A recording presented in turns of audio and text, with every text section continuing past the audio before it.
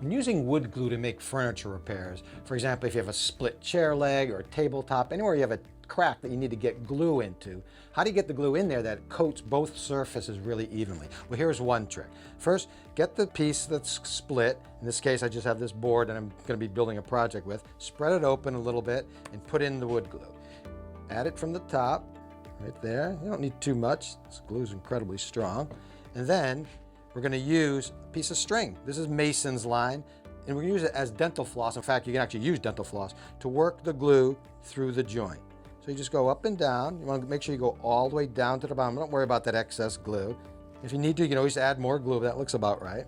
And now, of course, you want to clamp it so that split stays nice and tight. There, just like that. And that's what you want to see. When you see a fine bead of glue along the entire joint, that means you have enough glue in there.